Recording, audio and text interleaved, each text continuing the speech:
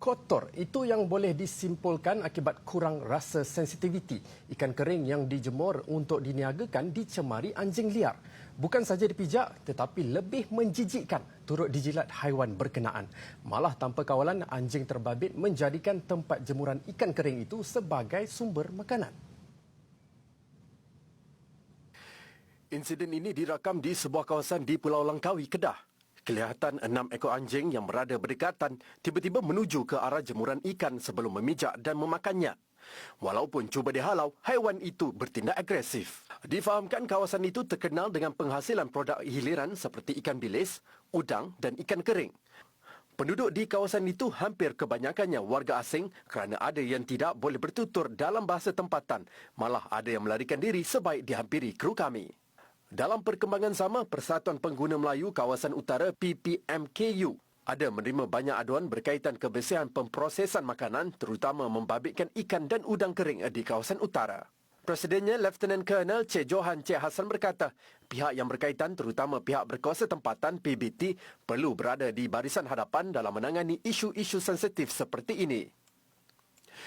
Jadi benda-benda ni saya ingat tindakan mesti dicepatkan supaya benda ni tidak berlanjutan. Kita tahu bulan puasa akan datang, tak berapa hari lagi. Saya ingat faham ikan masin adalah membuka selera umat Islam untuk buka puasa ataupun makan sahur.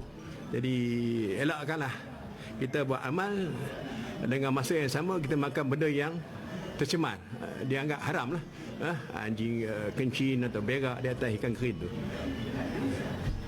Menurut rekod persatuan ini, kira-kira 95% pengusaha ikan dan udang kering terdiri dari pengusaha bukan bumi putra. Sebaliknya dikuasai warga asing. Kata Cik Johan, ikan kering yang diproses di kawasan itu untuk pasaran di seluruh utara, terutama Kedah dan Perlis. Isu makanan kotor dan pembuatannya sambil lewa tanpa memikirkan tahap kebersihan bukan isu terpencil. Menurut pengguna, sudah tiba masanya kerajaan mewajibkan pengesahan halal ke atas mana-mana produk termasuk yang dihasilkan pengusaha kecil dan sederhana sebelum dikeluarkan di pasaran atau setidaknya mengasingkan produk keluaran Muslim dengan bukan Muslim. Kata mereka, tindakan itu bagi mengelakkan perasaan was-was dan tindakan boikot ke atas produk Muslim lain yang tidak berkaitan. Ya, memang kita rasa was-was lah kalau nak makan pun. Pasal kita dah nampak dah mudah macam tu kan. Jadi kalau nak makan juga tu kena pergi cari yang kita rasa kita halal lah. Yang tempat orang Melayu jual ke. Tapi kita pun kadang-kadang kita tak tahu juga yang orang Melayu yang jual tu pun dia ambil benda-benda. Kan? Jadi kalau kata memang was-was betul tu tak boleh makan lah juga dah. Dan kita orang Islam ni sebenarnya memang tidak berkompromi lah dengan isu yang melibatkan halal haram ni, terutama yang melibatkan anjing naik atas makanan. Benda-benda macam ni patut dilarang sama sekali lah. Penting ke benda-benda macam ikan kering, telur masin pun kena ada logo halal? Ya, logo halal sebenarnya penting sebab kita boleh kena pasti yang mana halal yang telah